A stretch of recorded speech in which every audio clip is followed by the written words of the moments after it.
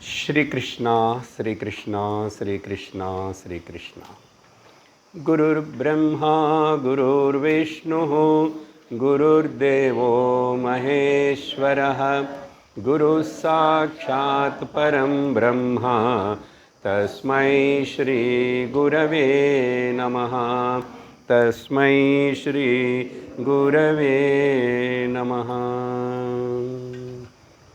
नारायणं नमस्कृत्य नरं चैव नरोत्तमं देवीं सरस्वतीं व्यासं ततो जयमुदीरयेत्। गोविन्दनाम संकीर्तनं गोविन्द। हरि ओं तत्सत्। యక్ష ప్రశ్నములు నిన్నటి సత్సంగంలో మొదటి 4 ప్రశ్నలు ఏమిటని మనం చూస్తున్నాం. దాదాపు వాటి అర్థాన్ని మనం విన్నాం. దానికి ఇప్పుడు ఒక కంక్లూషన్గా మనం కొన్ని పాయింట్స్ని ఈరోజు చూసి తర్వాత కొత్త ప్రశ్నలకు వెళతాం. ఒకసారి చదువుతాను, రిపీట్ చేయండి. మొదటి 2 శ్లోకాలంటే ఆ నెంబర్ నిన్న నోట్ చేశాను అక్కడి నుంచి. किं स्विद् आदित्यम् उन्नयति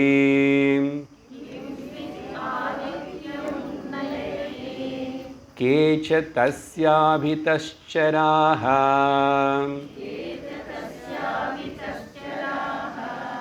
कश्चैनमस्तं नयति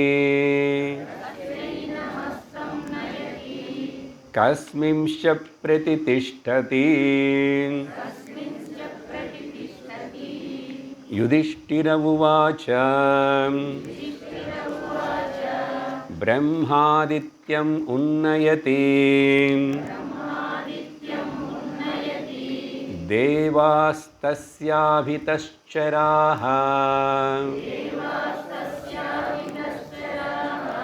धर्मश्चास्तं नयति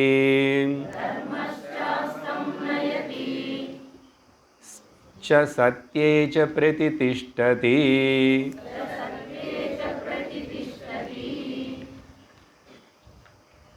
మొదట అడిగినటువంటి 4 యక్ష ప్రశ్నలు.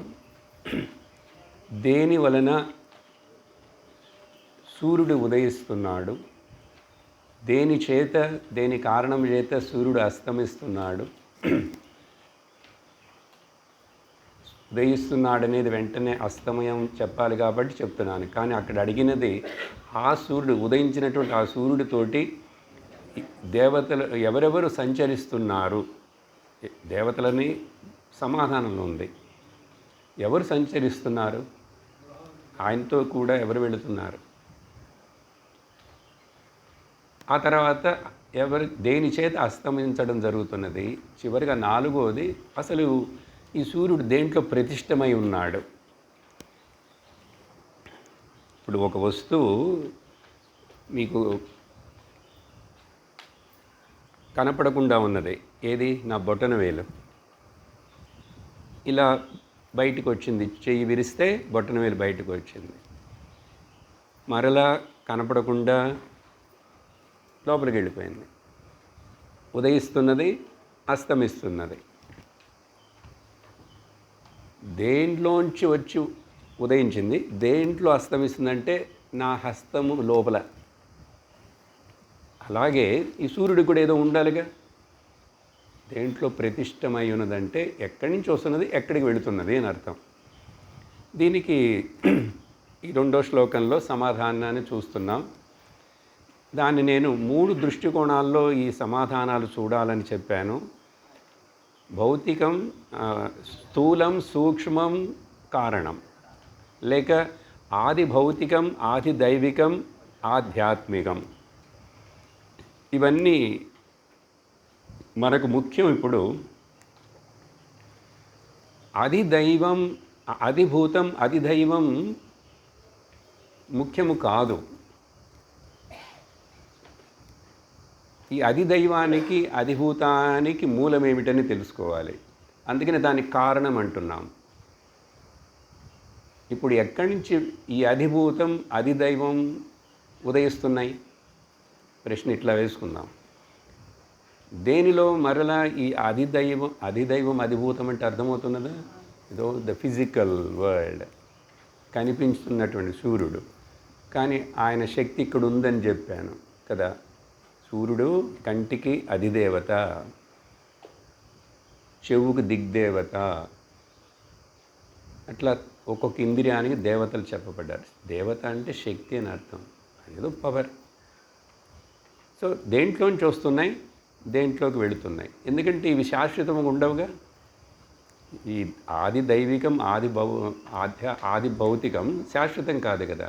వస్తున్నాయి, కనుమరుగవుతున్నాయి. అలా చూస్తే అప్పుడు ఆ కారణం ఏంటని తెలుసుకోవాలి మనం. అప్పుడు చివరిలో చెప్పేటప్పుడు వీటికి సమాధానం అక్కడ బ్రహ్మము, ధర్మము అని చెప్పడం మొదలుపెట్టి దేవతలు ఆయన కూడా వెళ్తున్నారు అన్నాడే కానీ ఏ దేవతలని చెప్పలేదు. నేను నవగ్రహాలు అవన్నీ చెప్పాను. కానీ ఇక్కడ దాన్ని మనం వేరే విధంగా అర్థం చేసుకోవాలని చెప్పాను. ఏ విధంగా అర్థం చేసుకోవాలి? జీవుడే ఈ సూర్యుడు, జీవుడే ఈ సూర్యుడు. అప్పుడు జీవుడు దేని వలన ఉదయిస్తున్నాడు అని ప్రశ్న వేసుకుంటే కర్మ చేత ఉదయిస్తున్నాడు. ఆ కర్మకు మరొక పేరు ధర్మం. వేద పూర్వభాగంలో ఈ కర్మకాండలు విషయాలని చెప్పింది. ఆ కర్మ చేస్తే తప్పకుండా దానికి ఫలం వస్తుంది. ఆ ఫలాన్ని అనుభవించుటకు అది మంచి కర్మ కానీ చెడు కర్మ కానీ మళ్ళా మనం జన్మించాల్సిందే. ఎందుకు కర్మ చేస్తున్నాడు మనుషుడంటే కోరికల చేత. వీడికేంటో ఇక్కడ ఇంకా అసంతృప్తిగానే ఉన్నది.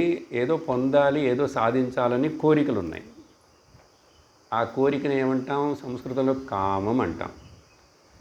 ఏ కోరికైనా సరే, నాట్ ఓన్లీ కామం అంటే సెక్షువల్ డిజైర్ అని మాత్రమే అర్థం కాదు. కామన్గా తీసుకుంటే ఏ ఆశ అయినా కూడా దానికి కామన్గా కామం అంటాం.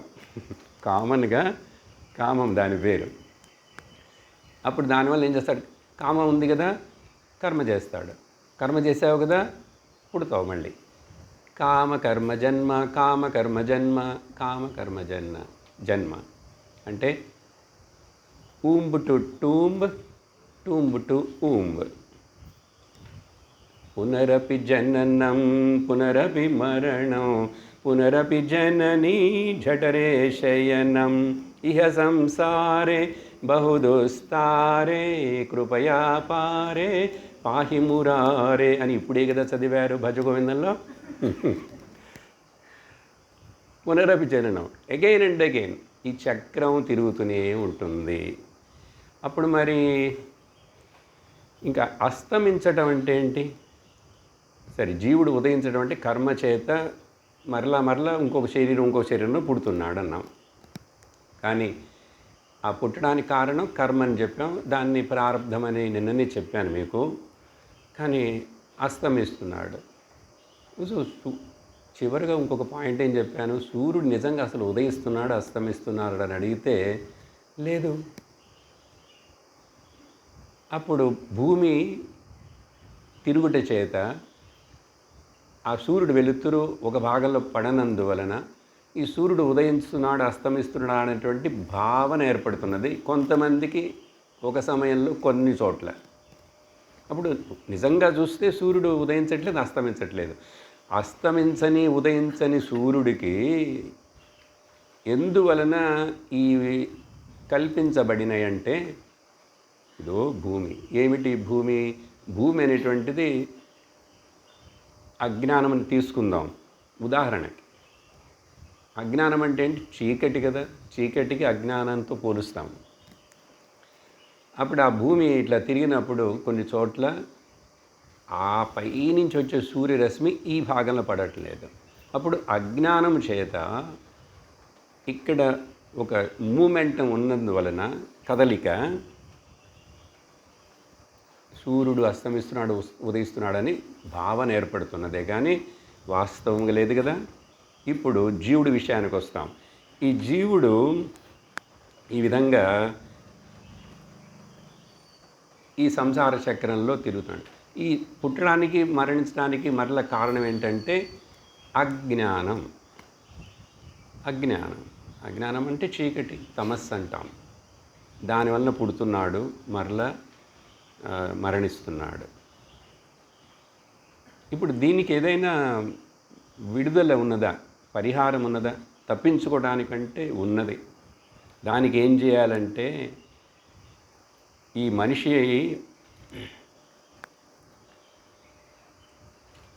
ఒక్క నిమిషం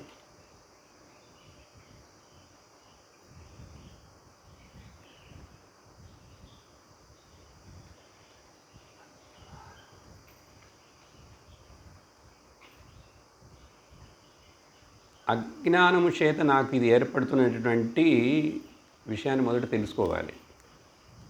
అప్పుడు అజ్ఞానం పోవాలంటే ఏం చేయాలి? జ్ఞానం రావాలి. ఇప్పుడు చీకటి పోవాలంటే ఏం చేయాలి? వెలుతురు రావాలి. చీకటి పోవటానికి వెలుతురు రావటం తప్ప మరొక మార్గం ఏదైనా ఉందా? అప్పుడు అజ్ఞానం పోవాలంటే జ్ఞానం రావటం తప్ప వేరొక మార్గం ఏదైనా ఉందా? నిన్న మనకు కరెక్ట్గా స్వామి పరమానంద గారి సత్సంగంలో ఈ విషయాన్ని చెప్పారు. ఉద్ధవుడికి సందేహం వచ్చింది కదా, అది ఓకే, ఇది ఓకే, ఏదైనా ఓకేనా, ఏదో ఒకటి చాలంటే అట్లా కాదు. There is only one remedy. అందరి ప్రాబ్లములకు, అన్ని ప్రాబ్లములకు ఒకే సొల్యూషన్. దేంట్లో?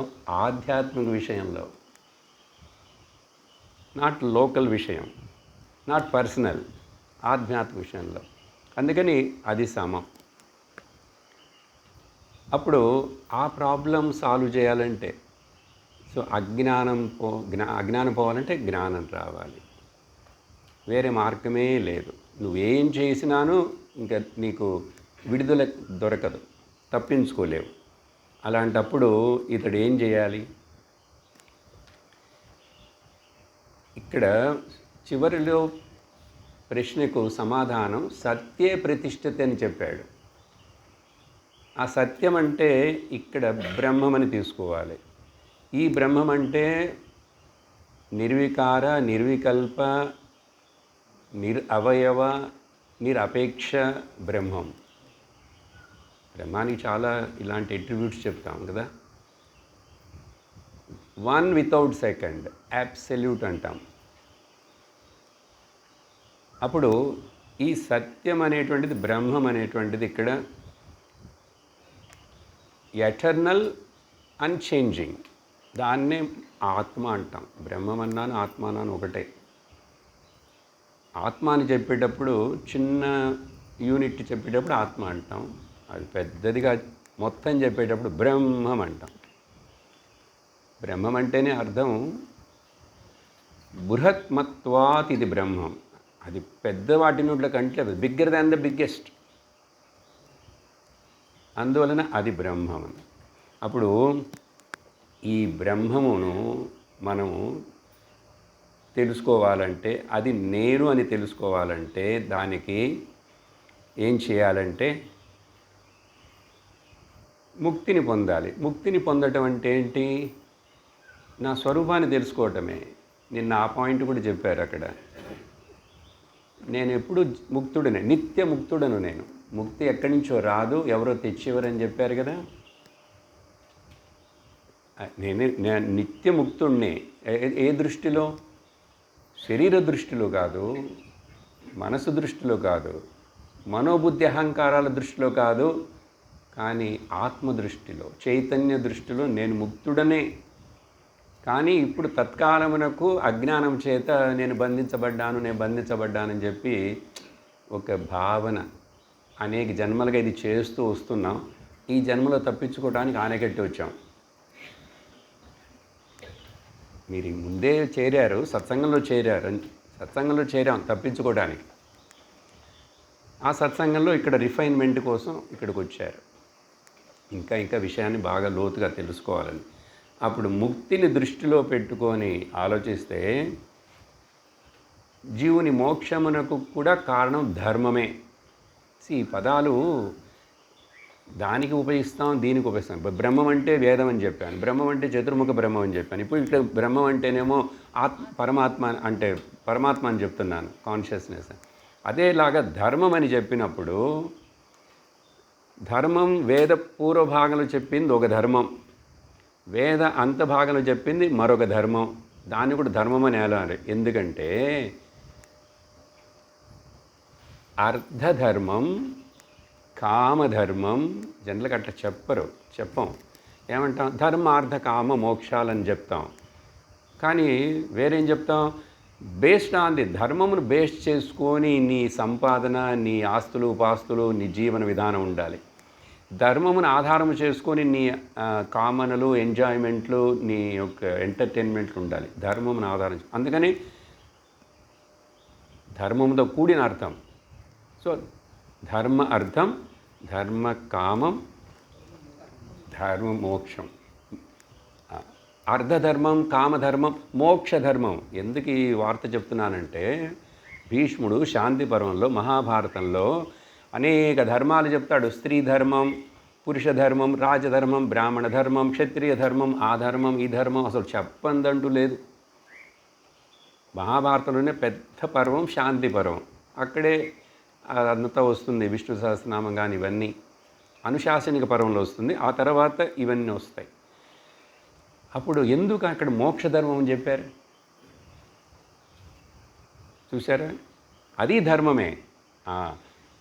పూర్వభాగం చెప్పిందేమో మెటీరియల్ ధర్మం, వ్యావహారికమైన ధర్మం. అంతభాగంలో చెప్పింది మోక్షధర్మం. ఈ ధర్మాన్ని అనుసరించి మొదట ఆ ధర్మం నీకు దొరుకుతుంది. అప్పుడు అలా ఆలోచిస్తే ఇక్కడ ధర్మం అంటే క్లియర్గా చెప్పాలంటే జ్ఞాన ఉపాసన. జ్ఞాన ఉపాసన అది మనం చేస్తున్నాం. ఇక్కడ ఉపాసన ఏంటంటే నేను కళ్ళు మూసుకోలేదు కదా, ఇక్కడ ఫోటో పెట్టలేదు అని కాదు. ఇప్పుడు కళ్ళు తెరిచి చెవులు కూడా తెరిచే ఉంటాయి, అవి మనం ముయ్యలేం. కావాలంటే దూది పెట్టుకోవాలి. కానీ ఒక్కొక్కసారి ఈ సత్సంగం వింటున్నప్పుడు కళ్ళు వాటంతట మూసుకుపోతాయి, మన కంట్రోల్లో ఉండదు.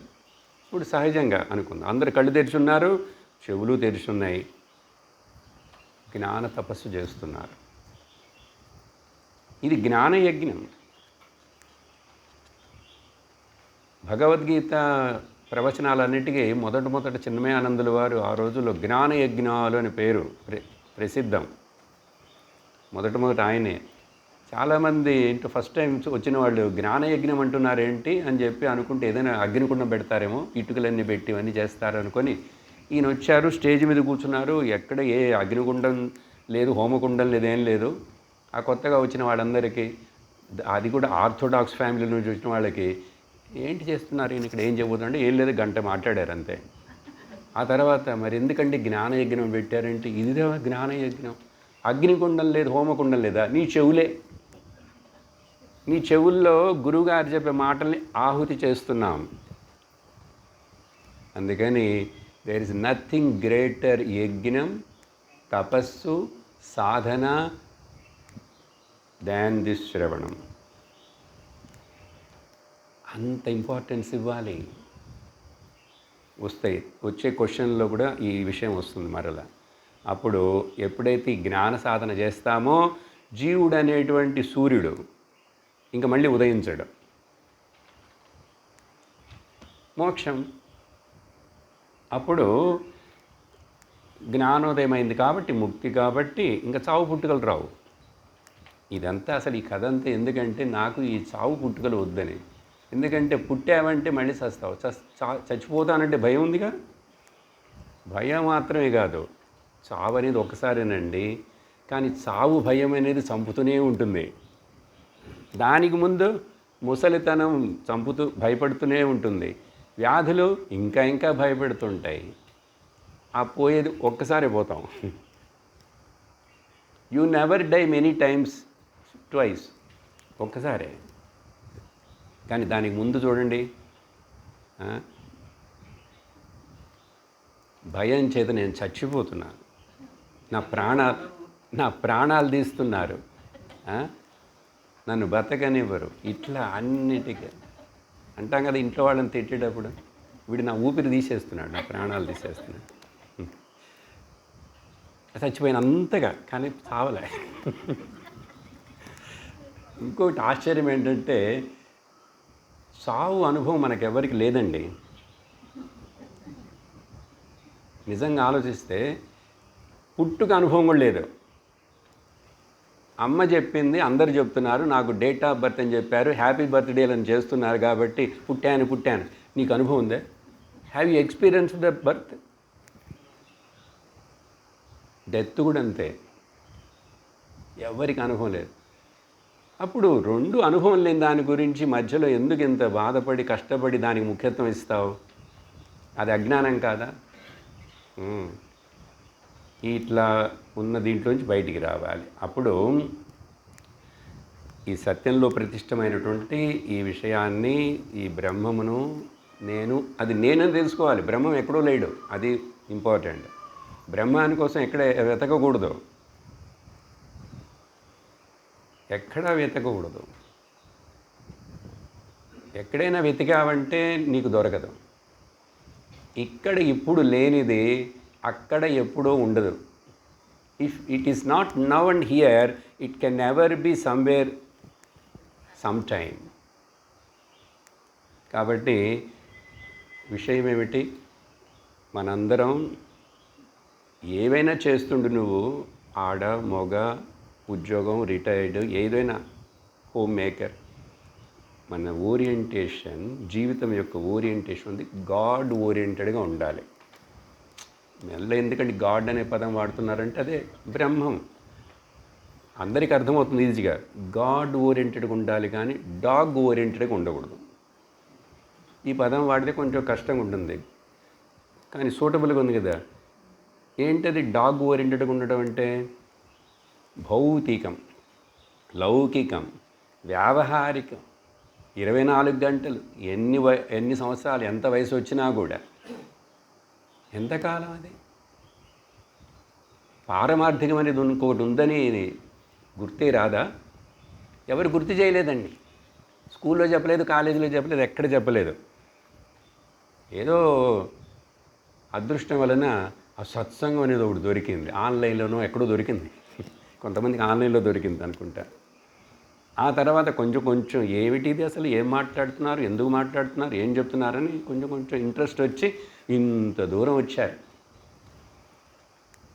ఇప్పుడు ప్రయాణం ఇంకా చక్కగా స్మూత్ హైవేలో వెళ్ళిపోతుంది. అందుకని డాగ్ ఓరియంటెడ్ అంటే భౌతికం, గాడ్ ఓరియంటెడ్ అంటే పారమార్థికం. అలా ఉంటే నీకు ఈ యొక్క ముక్తి దొరుకుతుంది, ఉన్నదే ఏర్పడుతుంది. అప్పుడు దీనికి ఏం చేయాలంటే, ఈ విధంగా ఉంటే శృతి చెప్పినవన్నీ మనం వినాలి. నిన్న కూడా గుర్తు చేశాను, తైత్రీయోపనిషత్తులో సత్యం, జ్ఞానం, అనంతం, బ్రహ్మ అనేది అదొక మహావాక్యం. ముఖ్యమైన 4 మహావాక్యాలలో చేరకపోయినా కూడా మహావాక్యం. ఈ విధంగా మనం ఈ యొక్క జ్ఞాన తపస్సు చేస్తూ ఉండాలి. ఇప్పుడు భౌతికం డాగ్ ఓరియంటెడ్ అని చెప్పాను కదా, దానికి భగవద్గీతలో వివరంగా చెప్పబడింది. అందుకని చాలా చక్కగా, జాగ్రత్తగా, సిస్టమేటిక్గా వినాలి భగవద్గీత. చాలా విషయాలు అక్కడ క్లియర్ అవుతాయి. ర్యాండమ్గా వినకూడదు. ప్రతి శ్లోకం, ప్రతి అధ్యాయం మొదటిసారి వింటే అర్థం కాదు. నిన్న విన్నారు, కొంతమంది అర్థం కాలేదంటున్నారు. అట్లా అర్థం కాదు, వెంటనే లోపల సందేహాలు వస్తాయి. అక్కడ కృష్ణుడు 2వ అధ్యాయంలోనే 2 శ్లోకాలలో చెప్పేశాడు. గుర్తు చేస్తాను, కొంతమంది చదువుతున్నారు, విన్నారు కదా. యామి మాం పుష్పితాం వాచం ప్రవదంత్య విపశ్చితః వేదవాదరతా పార్థ నాణ్యదస్తీతి వాదినః కామాత్మానస్వర్గపరాః. దీనంతటి అర్థం చెప్పను నేను చెప్పిన ఇప్పుడు డాగ్ ఓరియంటెడ్కి మీనింగ్ ఇది. లేక కేవల కర్మి, కర్మఠర్, కర్మలు కర్మలు కర్మలు.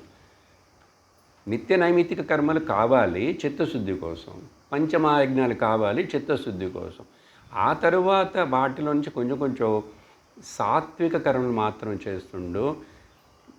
ప్రాయశ్చిత్త పరిహార ఇలాంటి కర్మలన్నీ తగ్గించుకో అని చెప్పింది శాస్త్రం. అప్పుడు అది చేయాలంటే జ్ఞానం మీద మనకు నమ్మకం, దీని మీద నిష్ఠ ఉండాలి. ఇలా భగవంతుడు అక్కడ ఈ విషయం గుర్తు చేసి చెప్పాడు. సరే, ఇప్పుడు అర్థమైంది అనుకుంటాను. చివరికి ఎక్కడికి వచ్చాం మనం? బ్రహ్మజ్ఞానానికి వచ్చాం. ఆ సూర్యుడు అస్తమించడం ఉదయించడం అనేది ఊరికినే. ఇక్కడ విషయం ఏంటంటే ఆయన వచ్చాడో పోయాడో ఏమిటండి, నా సంగతి ఏంటండి? అందరికి వాళ్ళకి అదే కదా. మా కుటుంబం గురించి మీకు తెలియదండి, నేను పడే పాటలు మీకు తెలీదు, నా గోల వేరే. మీరు ఎంతైనా చెప్తారు స్టేజ్ మీద కూర్చుని. ఇట్లా అనుకొని అలా చెప్పి ఆ భావనను వదిలేసేయాలి. శాస్త్రం చెప్తున్నది ఇది కరెక్ట్, ఇంతకుముందు నేను అనుకున్నవి ఆలోచించినవి తప్పు, వదిలేసేయి. కొంచెం కొంచెం వదిలేయి, ఒక్కసారి వదలటం కష్టం. సరే, ఇప్పుడు ఈ వదిలేయాలి ఇదిదా ముఖ్యమని మనం పట్టుకోవాలంటే ఒక మనిషికి ఏముండాలి? ఇప్పుడు తర్వాత శ్లోకంలో మంచి ప్రశ్నలు వస్తున్నాయి, చదువుతాను. 3-4 శ్లోకాలు ఈ నా ఆర్డర్లో. మీకు ఆ నెంబర్ నిన్న చూశారు, అక్కడి నుంచి. యక్ష ఉవాచ కేన స్విచ్చోత్రియో భవతి కేన స్విద్విందతే మహత్ కేన స్విద్వితీయవాన్ భవతి రాజన్నేన చ బుద్ధిమాన్. యుధిష్ఠిర ఉవాచ శ్రుతేన శ్రోత్రియో భవతి తపసా విందతే మహత్ ధృత్యా ద్వితీయవాన్ భవతి బుద్ధిమాన్ వృద్ధ సేవయా. 4 ప్రశ్నలు. 4 ప్రశ్నలు ఒక విషయం గురించే. అక్కడ సూర్యుని గురించి 4 అడిగినట్లుగా ఇక్కడ ఎవడు అనేది, ఎవడు ఒకడు, అతని గురించి 4 ప్రశ్నలు. ఈ ప్రశ్నలు నేను రివర్స్ ఆర్డర్లో తీసుకుంటున్నాను మనకు అర్థం కావటం కోసం. ఇప్పుడు మాట్లాడి ముగించిన దగ్గర నుంచి కంటిన్యూ అవటం కోసం. ఈ 4వ ప్రశ్న ఏమి అడిగారంటే, నేను 4వ ప్రశ్ననే చెప్తున్నా. దేని వలన ఒకడు బుద్ధిమంతుడు అవుతాడు? చాలా సింపుల్. దేని వలన, దేని చేత, ఏది చేస్తే ఒకడు బుద్ధిమంతుడు అవుతాడు? చూడండి, బుద్ధిమంతుడంటే మనం అందరం కూడా, సినిమా కూడా వచ్చిందనుకుంటా, వస్తుంటాయి, వీడు చాలా బుద్ధిమంతుడండి, చెప్పిన పని చక్కగా చేస్తాడు, అన్నీ చేస్తాడు, పెద్దగా మాట్లాడాడు, చాలా మంచివాడు, బుద్ధిమంతుడు. అది కాదు, అది అట్లా ఉండనండి. బుద్ధి అందరికీ ఉన్నది, కానీ అందరూ బుద్ధిమంతులు కాదు. Intelligence is there for everybody, but everybody is not intelligent. On what basis sir? ఏది ఆధారంగా మీరు ఇట్లా చెప్తున్నారంటే, బుద్ధి ఉన్నవాడు సత్యమును తెలుసుకోవాలని ఆశపడాలి, బుద్ధి ఉపయోగించాల్సిన దానికోసం.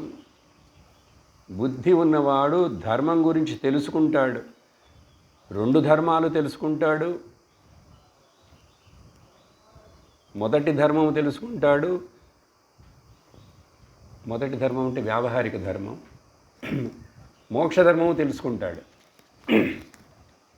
వాడు బుద్ధిమంతుడు. అందువలన ఆ బుద్ధి లేకపోతే ఇప్పుడు మీరు ఇది చెప్పింది విని అర్థం చేసుకోవాలంటే మీకు బుద్ధి ఉన్నది, బుద్ధి అంటే ఇంటెలిజెన్స్ ఉన్నది. కానీ దీన్ని అర్థం చేసుకోవడానికి మీరు ఇష్టపడాలిగా, ప్రయత్నం చేయాలిగా, వచ్చి కూర్చొని నిద్రపోకుండా వినాలిగా, ఇవన్నీ ఉంటాయి. అప్పుడు నిజంగా ఎవరైతే వాడి యొక్క ఇంటెలిజెన్స్ బుద్ధిని బ్రహ్మమును తెలుసుకున్నట్టుకు ఉపయోగిస్తాడో వాడు మాత్రమే బుద్ధిమంతుడండి. ఇంకా మీరు ఏ మార్కులు ఇచ్చి ఐక్యూలు ఇవన్నీ చెప్పకూడదు ఇక్కడ. ఐక్యూ అంటే తెలుసు కదా, ఇంటెలిజెంట్ క్వశ్చన్, వాడు వీడు పెద్ద నోబుల్ అవన్నీ కుప్పతొట్లు వేసాయి. కుప్పతొట్టు అంటే ఇది డస్ట్బిన్లో వేయి. శాస్త్రం ముందు, వేదాంతం ముందు అవన్నీ వాటికి విలువే లేదు. అందువలన ప్రశ్న ఏమిటి, బుద్ధిమంతుడు ఒకడు ఎట్లా అవుతాడని. భగవంతుడిని తెలుసుకోవాలని ఆశపడేవాడు బుద్ధిమంతుడు, బ్రహ్మమును తెలుసుకోవాలని ఆశపడేవాడు బుద్ధిమంతుడు, వేద పూర్వధర్మమును వేద అంతధర్మమును రెండుటిని తెలుసుకోవాలని ఆశపడేవాడు బుద్ధిమంతుడు, సత్సంగానికి వచ్చేవాడు బుద్ధిమంతుడు. మా ఇంట్లో ఎవరు రారండి, నేను తప్ప. వాళ్ళకి వెళ్ళి చెప్పకండి, నువ్వు బుద్ధిమంతుడు కాదుట, అక్కడ చెప్పారు గురువు గారు, మిమ్మల్ని వాయించేస్తారు. వద్దు, ఇవన్నీ ఎవరికి ఎక్కడా చెప్పటం కాదు, నేను అర్థం చేసుకోవాలి. ఎందుకంటే వాళ్ళుగా వాళ్ళ కర్మ ఏంటంటే వాళ్ళకి ఎప్పుడు ఛాన్స్ వస్తుంది, వాళ్ళు కూడా మారుతారు, వస్తారు. అందుకని కాన్ఫ్లిక్ట్ వద్దు మనకు. నేను మారాలి. ఎప్పుడు కూడా నన్ను నేను మార్చుకోవడం చాలా సులభం కదా, ఇంకొకరిని మార్చడం కంటే. ఇంకోడంటే అక్కడ ఉన్నాడు, నేనంటే ఇక్కడే ఉన్నా. ఇక్కడ ఉన్నది మార్చడం సులభమా, అక్కడ ఉన్నది మార్చడం సులభమా? నా మనసు నేను సరిపెట్టుకోవడం సులభమా, ఇంకొకటి మనసును నేను మార్చేస్తాను, ఆవిడ మార్చేస్తాను, అతన్ని మార్చేస్తాను? ఇట్లాంటి ప్రయత్నాలు చేయకు. ఆ కుక్కతో ఒక వంకర తీస్తానన్నట్లుగా ఉంటుంది ఇవన్నీ. కుక్కతో ఒకరు వంకరని తీయలేవు ఎంత చేసినా. అట్లాంటి ప్రయత్నం చేయకూడదు. అప్పుడు బుద్ధిమంతుడు గురించి 4వ ప్రశ్న గురించి నేను మొదలు పెడుతున్నాను. ఇప్పుడు అలా బుద్ధిమంతుడు అంటే ఏంటి అర్థమైందా? బుద్ధిని దీనికి ఉపయోగించకపోతే, బ్రహ్మ విద్య కోసం బుద్ధిని ఉపయోగించకపోతే, if you are not using your intelligence for the metaphysical science, you are a useless person. Metaphysical science అంటే బ్రహ్మ విద్య. కానీ మనకు లోకంలో సహజంగా అందరూ మెటీరియల్ సైన్స్ అంతా చదువుతాం. అది పొట్టకుటి కోసమే, భుక్తి కోసమే కానీ ముక్తి కోసం కాదు. అది ముక్తి కావాలన్న వాళ్లకు జ్ఞాన మార్గం కావాలి. అప్పుడు ఆ బుద్ధిమంతుడు అవ్వాలంటే ఎట్లా అవుతాడు బుద్ధిమంతుడు అంటే, ఇక్కడ ఏం చెప్తున్నాడు సమాధానం అంటే, పెద్దలకు సేవ చేయటం వలన బుద్ధిమంతుడు అవుతాడట. చూసారా ప్రశ్న సమాధానం ఎట్లాగుందో? మీరేమో సత్సంగం శ్రవణం అంటున్నారు, అదేంటంటే వృద్ధ సేవయా భవతి బుద్ధిమాన్. సమాధానం వృద్ధులకు సేవ చేయటం వలన అన్నాడు. ఇక్కడ అర్థం ఏమిటంటే గురువును ఆశ్రయించు అని అర్థం. బ్రహ్మమును తెలుసుకున్న గురువులను ఆశ్రయించు అని అర్థం. లేక ఇంట్లో ఉన్న పెద్దలు, తల్లిదండ్రులు, అనుభవజ్ఞులందరినీ వాళ్ళని గౌరవిస్తూ, మొదట వాళ్ళకి విలువిస్తూ, వాళ్ళ దగ్గర నుంచి కొన్ని వాళ్ళ జీవితంలో వాళ్ళ అనుభవాల నుంచి నువ్వు నేర్చుకుంటూ, ఆ తర్వాత బ్రహ్మ విద్యను బోధించే గురువు. ఇక్కడ వృద్ధ అంటే ముసలి వాళ్ళకనే ఓల్డేజ్ హోమ్లో పోయి సేవ చేయడం అని కాదు అర్థం. అదే వెరీ లో లెవెల్లో. ఇక్కడ ఈ కాంటెక్స్ట్లో అర్థం ఏంటంటే, గురువుని ఆశ్రయించటం వలన ఒకడు వృద్ధులకు సేవ చేయటం అంటే బ్రహ్మనిష్ఠుడికి, శ్రోత్రియ బ్రహ్మనిష్ఠుడైన గురువుని ఆశ్రయించి వాళ్ళకి సేవ చేస్తూ. గురువుకి సేవ చేయటం అందరికీ సేవ చేయొచ్చు, మన ఇంట్లో పెద్దవాళ్ళకి చేయొచ్చు, అవసరమైతే చిన్నవాళ్ళకు కూడా చేస్తాం అవసరమైనప్పుడు. కానీ వీటన్నిటిలో కంటే గురు సేవ చాలా ఉత్తమమైనదిగా, ఉత్కృష్టమైనదిగా చెప్పబడింది. కారణం ఏంటంటే, ఆ గురువు నీ దగ్గర నుంచి ఏమీ ఆశించట్లేదు, కేవలం నీ ఉన్నతి కోసం, నీ ముక్తి కోసమే ఆయన బోధిస్తూనే ఉంటారు.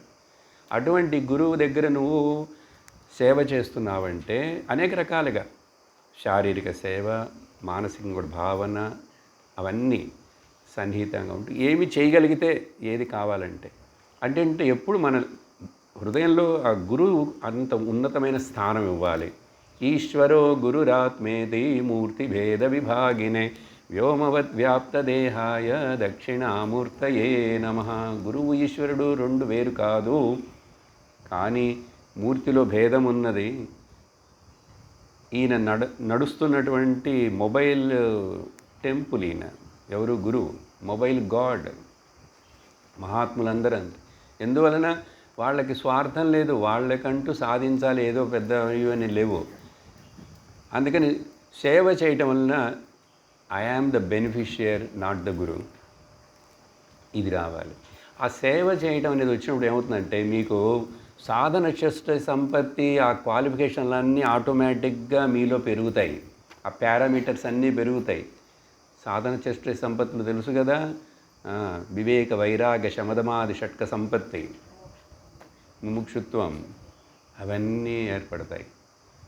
అప్పుడు దానికి సేవ చేయాలి. ఈ సేవలో ఏమిటి అసలు ముఖ్యమైనది? వృద్ధులకు సేవ చేయటం అంటే గురువుకి సేవ చేయటం. ఆ గురువు దగ్గర మనం విని నేర్చుకొని అనుసరిస్తూ అలా చేసేవాడు బుద్ధిమంతుడవుతాడు అని చెప్తున్నారు. దీంట్లో మరొక విషయం ఏమిటంటే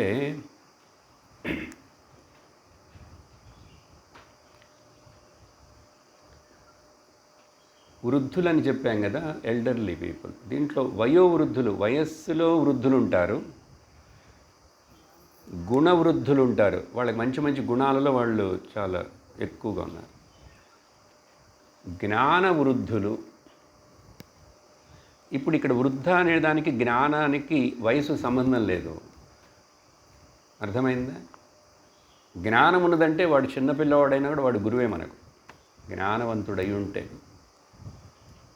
అప్పుడు మనకి ఈ మూడిట్లో ముఖ్యం ఎవరంటే గుణవృద్ధులు, వయోవృద్ధులు, మన జ్ఞానవృద్ధులు మనకు ఉపయోగపడతారు. వయస్సులో వృద్ధులే, వాళ్ళని మనం ఫాలో చేస్తుంటే వాళ్ళే మెటీరియలిస్టిక్గా ఉన్నాడు. తాతగారికి నాయనమ్మ గారికి కూడా ఇంకా క్రికెట్ మీద మోజు ఉంటే నేనేం అనుసరిస్తాను వాళ్ళని చూసి? వాళ్ళు నాన్ స్టాప్గా టీవీ చూస్తుంటే ఐపీఎల్లు అవన్నీ, ఇంట్లో ఉన్న వీడికి ఏంటి రోల్ మోడల్ అవుతారు వాళ్ళు? మన చుట్టూ ఉండే మన పిల్లలే కాదు, మన మనవాళ్ళు మనవరాళ్లే కాదు, ఎవరికైనా మన ప్రతి ఒక్కళ్ళం రోల్ మోడలేనండి. ఇది గుర్తుంచుకోండి. నేనేంటి ఏం సాధించానేంటి పెద్దగా, నేనేంటి సినిమా యాక్టర్నా, సినిమా స్టార్నా, నేను ఎట్లా రోల్ మోడల్ అవుతాను అనకూడదు. మనల్ని కూడా గమనించేవాళ్ళు కొంతమంది ఉన్నారు. వాళ్ళు నేరుగా చెప్పారో లేదో, మాట్లాడారో లేదో, కామెంట్ చేశారో లేదో, నా ప్రవర్తన, నా భాషణ, భాష భూషణలన్నింటినీ చూస్తూ వాళ్ళు ఎవరో ఒకళ్ళు ఉంటారు. పక్కింటి వాళ్ళు, ఎదురింటి వాళ్ళు కూడా ఉంటారు. అప్పుడు నా ఇంట్లో ఉన్న వాళ్ళకి ఇంకా నేను ఎంత రోల్ మోడల్గా ఉండాలి? ఈ రోల్ మోడల్ కోసమే రాముడు ఉదాహరణ తీసుకుని ఆయన 16 గుణాలను గురించి విస్తరించి చెప్తాం. రామాయణం అంతా దానికోసమే. అందుకనే రామో విగ్రహవాన్ ధర్మ. ధర్మం అంటే రాముడు ధర్మం వేరు కాదు. ఇది ధర్మం యొక్క మూర్తి రాముడు. ఏంటి దాంట్లో?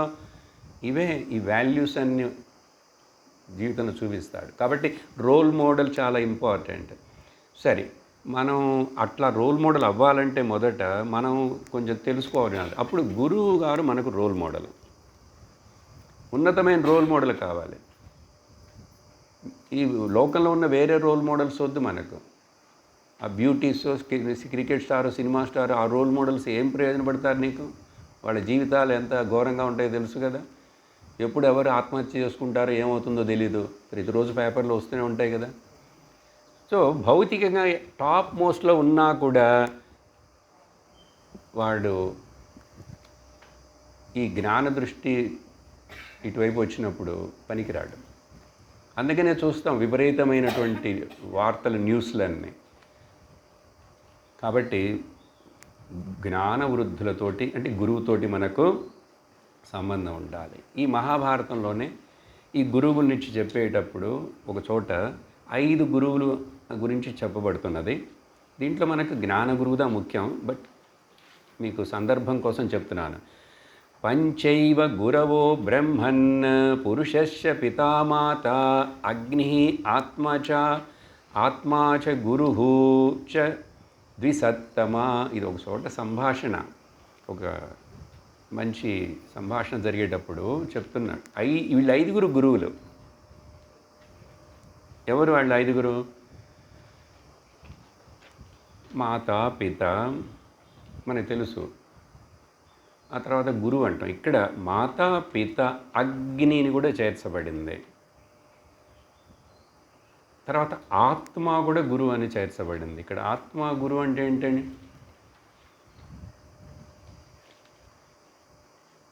ఈ లోకంలో గురువుగారు చాలా బోధిస్తారు, కానీ నా జీవితంలోని అనుభవాలలో నుంచి ఈ ప్రపంచాన్ని చూస్తూ మనం చాలా పాఠాలు నేర్చుకోవాలి. విశ్వం మమ గురు, ఈ ప్రపంచమే నా గురువు. అందుకనే భాగవతంలో అవధూత దత్తాత్రేయ స్వామి నాకు 24 గురువులు ఉన్నారన్నాడు.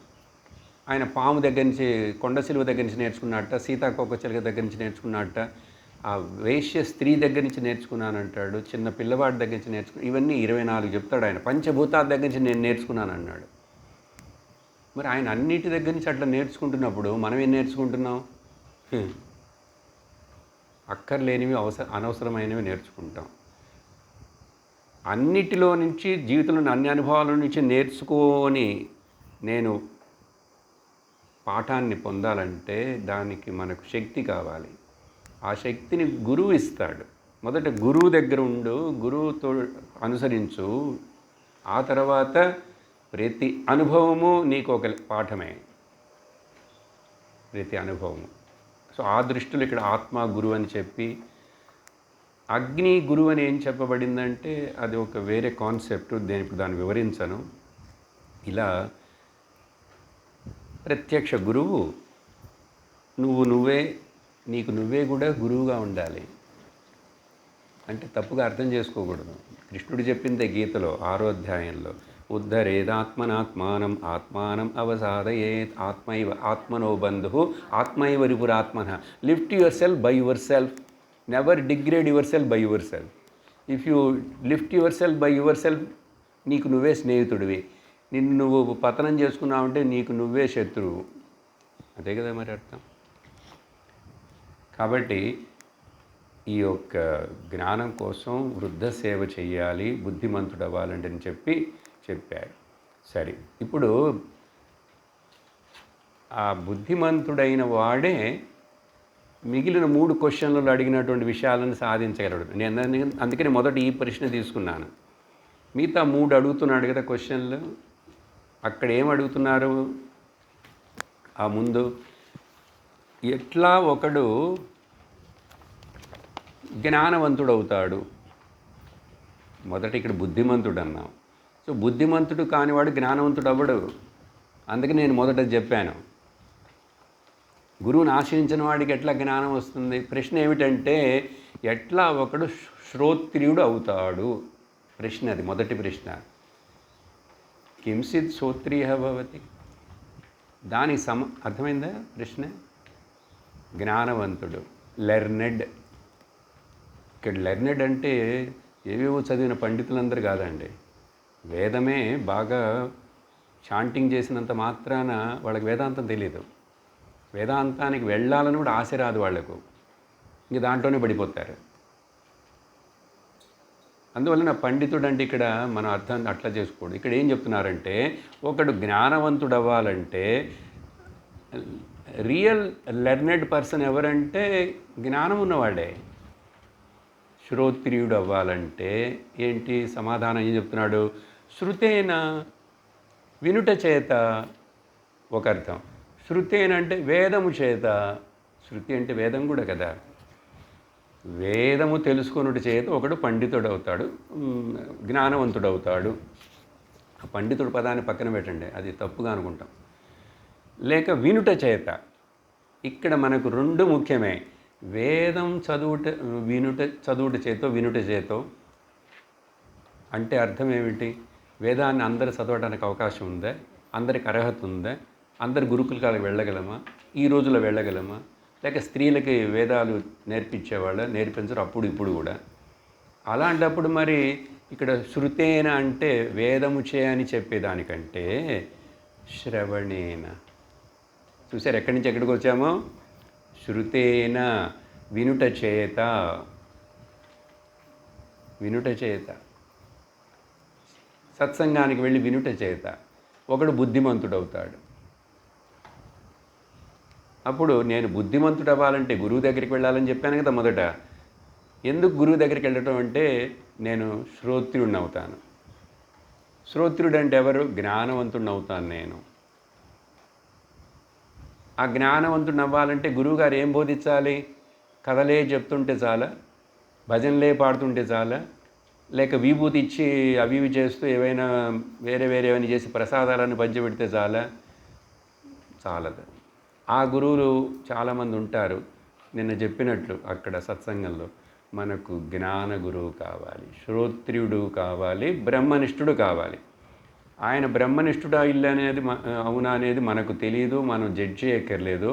నాకు ఆయన బోధించే బోధనల ద్వారా నాకు అర్థమవుతున్నది, నాకు నచ్చుతున్నది, నేను వాటిని గ్రహించగలుగుతున్నాను, అనుసరించగలుగుతున్నాను. ఏదో వేగ్గా ర్యాండమ్గా వినటం, I like him, I like her అని చెప్పకూడదు ఊరికినే. నీకు ఏంటి ప్రయోజనపడుతుందా? ఇష్టపడుతున్నావా? అర్థమవుతున్నదా? ఎసిమిలేట్ చేసుకుంటున్నావా? అప్లై చేస్తున్నావా లేదా? చెక్ చేసుకో. అప్పుడు అటువంటి గురువు వలన బుద్ధిమంతుడైనటువంటి వాడు శ్రవణము చేత. శ్రవణం లేకుండా ఒకడు బుద్ధిమంతుడు కాకుండా బ్రహ్మం తెలియదు, జ్ఞానం రాదు. అప్పుడు ఈ ప్రశ్నలో దేని చేత ఒకడు శ్రోత్రియుడు అవుతాడు? ఆన్లైన్లో అన్నీ చూసి అవి కొని అవి పెట్టుకొని అన్నీ అవైలబుల్ కదా. అట్లా ఎవడు కూడా సరి అయిన బుద్ధిమంతుడు కాడు, శ్రోత్రియుడు కాలేడు. గురువు సేవ చెయ్యకుండా, గురువు దగ్గర వినయంతో మనల్ని మనం సమర్పించుకోకుండా, శరణాగతి చెయ్యకుండా, అట్టర్ చైల్డ్ లైక్ ఇన్నోసెంట్గా నాకేం తెలీదు, ఇంతవరకు నేను చదివినవి విన్నవన్నీ ఇంతే, అందుకని గురువే శరణం అని చెప్పి ఆ భావన రావాలి. ఆ ఎదురుగా ఉన్నటువంటి, ఎందుకంటే జ్ఞానం ఆయన ఇస్తారు. మొదట ఏం చెప్పాను? గురువు సేవ చేయడం నా అహంకారం తగ్గుతుంది. అహంకారం ఉంటే ఇంటలెక్చువల్ కొలెస్ట్రాల్ అంటాం దాన్ని ఇంగ్లీష్లో. అది ఉండకూడదు. చాలా వినయం, అతి వినయం ధూర్త లక్షణం అట్లా కూడా ఉండకూడదు. డౌన్ టు ద ఎర్త్, అంత వినయం. ఇది ఆ గురువుకి అంత ఉన్నతమైన ఒక స్థానం ఇచ్చి మన ప్రవర్తన, మన మాట, మన పనులు అన్నీ కూడా అలా భక్తిభావముతో, శ్రద్ధాభక్తులతో చేస్తూ ఉంటే అప్పుడు మనకు ప్రయోజనపడుతుంది. కాబట్టి శృతేన, అర్థమైందా? ఆ తర్వాత రెండో క్వశ్చన్, నాలుగోది చెప్పాను, అది ముఖ్యం. అది ఉన్నవాడు శ్రోత్రుడు అవ్వగలడు, వాడు శ్రవణం చేయగలడు. ఎందుకంటే గురువుని ఆశ్రయించాడు కదా, చేస్తాడు. తర్వాత మూడో ప్రశ్న ఏమడుతున్నారు? రెండో ప్రశ్న పైనుంచి చూస్తే, ఎట్లా ఒకడు ఉన్నతిని పొందుతాడు? మహత్. ఇక్కడ ఉన్నతి అంటే మళ్ళీ భౌతికమైన ఉన్నతి కాదు. నువ్వు ప్రపంచంలో ధనవంతుడు అయినప్పుడు కూడా శాస్త్రం ముందు నువ్వు అసలు లెక్కలో లేవు. అప్పుడు ఉన్నతి అంటే ఏంటి? పారమార్థికం, ద సుప్రీం గోల్. జీవితం లక్ష్యం అనేటువంటిది ఒక్కటేనండి. మధ్యలో అవన్నీ చిన్న చిన్న గోల్స్. నేను ఇప్పుడు ఇక్కడి నుంచి టికెట్ కొని భాగ్యనగర్ వెళ్ళాలంటే అది ముఖ్యం. మధ్య మధ్యలో ట్రైన్ అక్కడక్కడ ఆగుతుంది. అక్కడక్కడ నేను కూడా దిగుతాను, కొంచెం ఏదైనా కొనుక్కుంటాను, అన్నీ చేస్తాను. కానీ వెళ్ళాల్సింది ఈ ఊళ్ళో బాగున్నాయే మామిడి పండుని అక్కడే ఉండిపోతావేంటి? ఒక్కొక్క ఊరు వెళ్తుంటే ఒక్కొక్క రకమైన వస్తువులు వస్తుంటాయి కదా, అవి చూసి ఇక్కడ బాగుంది అక్కడ ఉండవు. నేను వెళ్ళాల్సిందే భాగ్యనగర్, అప్పుడు ఇక్కడ ఎట్లా ఆగుతాను? That my priority is the goal is that is primary goal. అప్పుడు దానికోసం మహత్ అంటే ఇక్కడ పెద్దది అని అర్థం. మోక్షం ఇక్కడ మహత్ అంటే ప్రకృతి, మూల ప్రకృతి. మహత్ అని ఆపదాన్ని తీసుకోకూడదు. Top most, supreme most, greatest, ultimate Brahman. అప్పుడు దేని వలన ఒకడు ఆ మహత్తను పొందుతాడు అని ప్రశ్నిస్తే దానికి బదులు తపస్సు చేత ఒకడు ఆ మహత్తును పొందగలడు, ఉన్నతమైన లక్ష్యమును పొందగలడు. అంటే అర్థం సత్సంగాలకు వెళ్ళటం మాత్రమే కాదు, అక్కడక్కడ వినటమే కాదు, పుస్తకాలు కొనటమే కాదు, దాన్ని అప్లై చేస్తున్నామా జీవితంలో. ఆ అప్లై చేయడానికి పేరు తపస్సు అండి. ఈ తపస్సు అనే మాటను కూడా మీరు ఏదో పెద్దగా తీసుకొని కన్ఫ్యూజ్ అవ్వకూడదు. తల్లకిందులుగా తపస్సు చేశాడు, ఒక కాలు మీద తపస్సు చేశాడు, 10,000 సంవత్సరాలు తపస్సు చేశాడు, ఇవన్నీ పురాణాల్లో కథలన్నీ ఉంటాయి కదా, అవన్నీ పక్కన పెట్టి నేను చెప్పేవి ఇప్పుడు వినండి, సరేనా?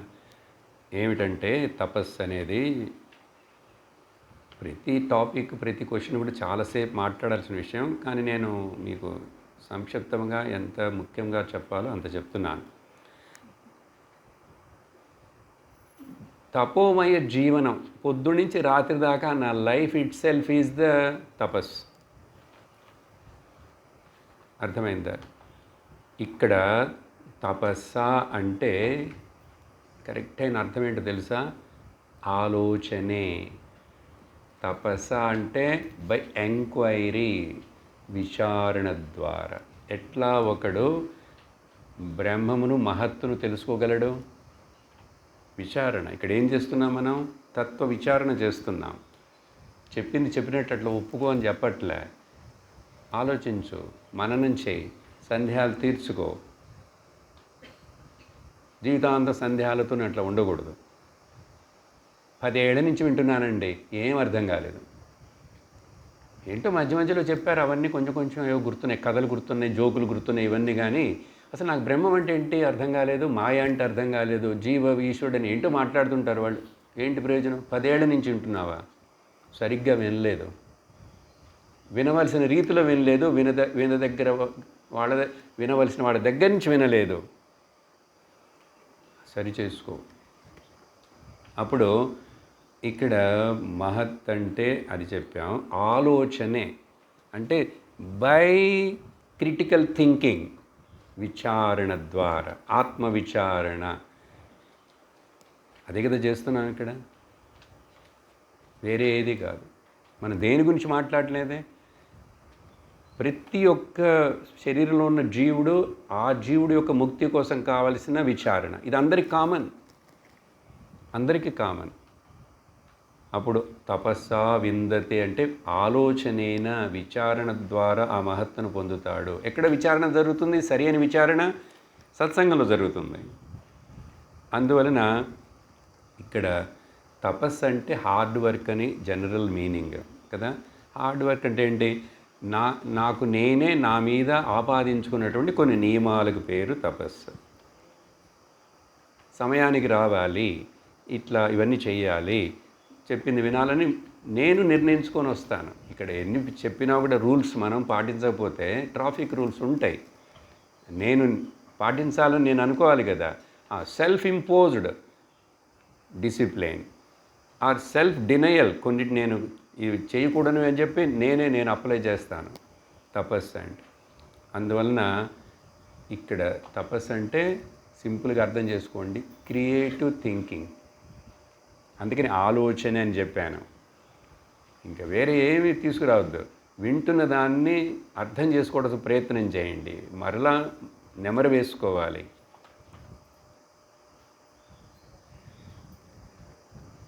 ఇంకా సింపుల్గా చెప్తాను. తపస్సు అంటే ధర్మమును అర్థం చేసుకొని దాన్ని అనుసరించి బ్రహ్మమును తెలియటకు ఉపయోగపడేది ఏదైనా కానీ తపస్సే. మరొకసారి చెప్తా, ధర్మమును తెలుసుకొని దాన్ని అనుసరిస్తూ బ్రహ్మమును తెలుసుకోవడానికి ఉపయోగపడేది నువ్వు ఏం చేస్తావో అది తపస్సే. ఈ స్టేట్మెంట్ చాలా ముఖ్యం. కానీ లోకంలో చాలామంది వ్రతాలు తపస్సు అంటే ఆ గుళ్ళో దొర్లటాలు ఇవన్నీ చేస్తుంటారు, నిప్పుల మీద నడవటాలు. అవన్నీ వాళ్ళు ఎవరు జ్ఞానం కోసం చేయరు, దేనికి చేయరు. వాళ్ళకి శక్తి కావాలని, వాళ్ళకి ఏదో పవర్స్ కావాలని, లేకపోతే వాళ్ళ సమస్యలు తీరాలని తప్ప ఎవరు జ్ఞానం కోసం అలాంటి చేయరు.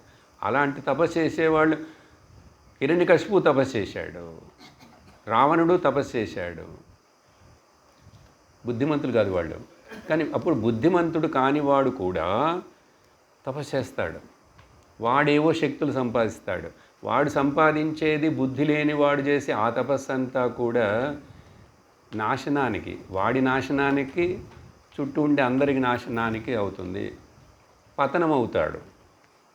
అదే కదా పురాణాల్లో కథలు.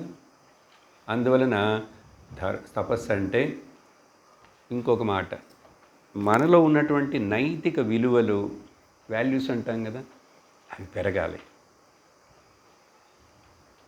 భగవంతుడు గీతలో ఎన్ని వాల్యూస్ గురించి మాట్లాడుతూనే ఉంటాడు. అన్ని అధ్యాయాల్లో మాట్లాడాడు. స్పెషల్గా 16th, 7th చాప్టర్లో ఎక్కువ మాట్లాడతాడు.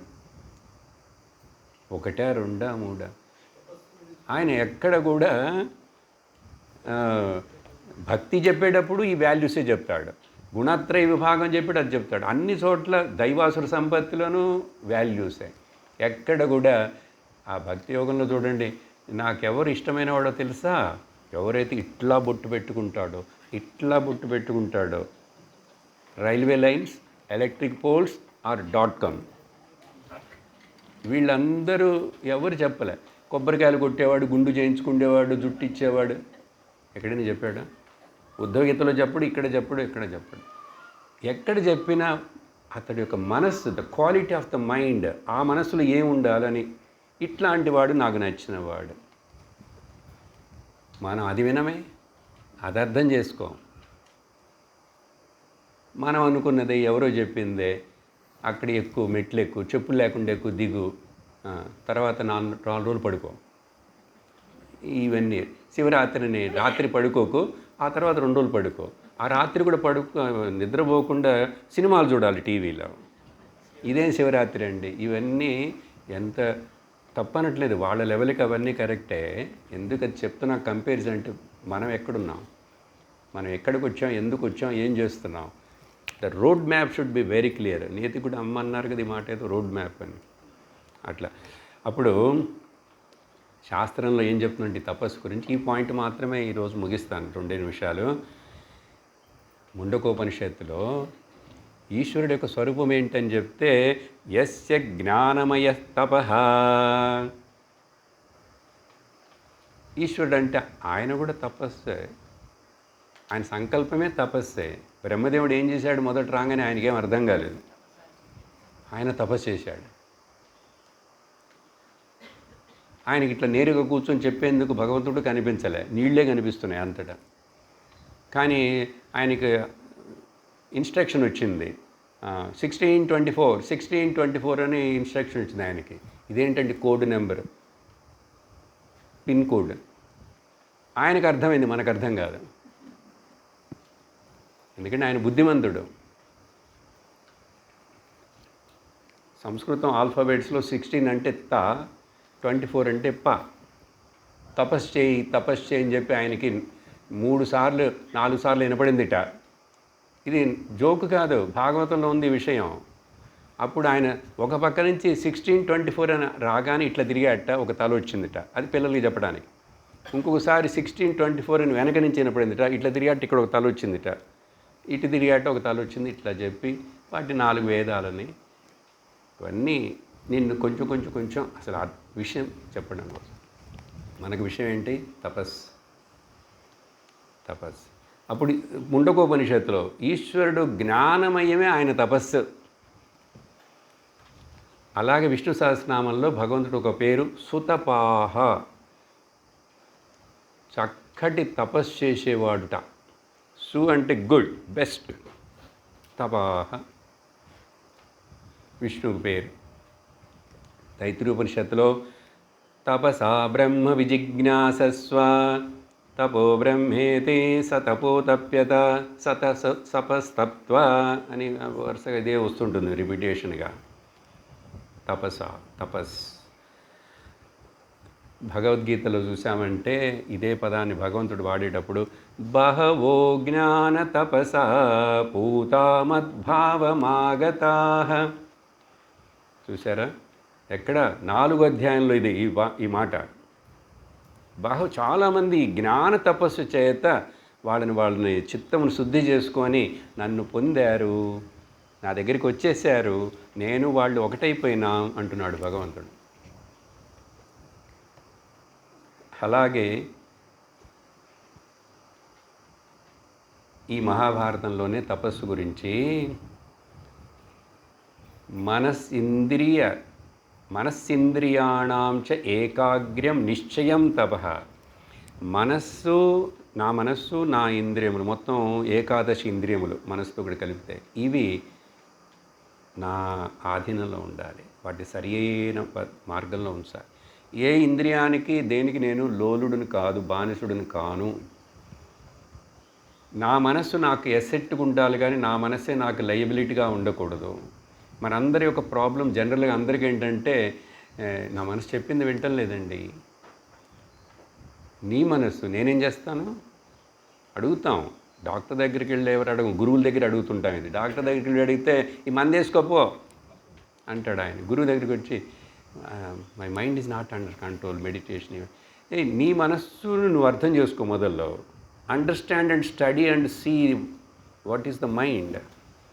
మానసంతు కిం మార్గణే కృతే నైవ మానసం మార్గ ఆర్జవాత్. రమణ మహర్షులు వారు ఉపదేశ సారంలో మనస్సు అంటే ఏంటి దానికి ముఖ్యత్వం ఇవ్వకు. Never justify what your mind says. సింపుల్గా అర్థం చేసుకోండి. నా మనసు ఇట్లా అనుకుంటున్నది, నా మనసు చెప్పి నువ్వు అని వినకు. అప్పుడు మరి బుద్ధి చెప్పి నువ్వు విను. ఆ బుద్ధే సరిగ్గా లేదండి. ఆ బుద్ధిని గురువుకి ఇవ్వు. గురువుకి ఇచ్చిన తర్వాత బుద్ధి సరిగ్గా లేకుండా ఎట్లా ఉంటుంది? అప్పుడు తెలుస్తుంది. అందుకని నేను ఏది వదలను, ఇవ్వను అన్నీ నేను పెట్టుకుంటాను. భగవంతుడికి ఇది నీ మనస్సు నీవు నాకంటాడు ఆయన. మనం ఏంటంటే అది తప్ప ఏదైనా ఇస్తాను నీకు చంద్రహారం చేయించనా, కిరీటం చేయించనా, పట్టు వస్త్రాలు ఇవ్వనా?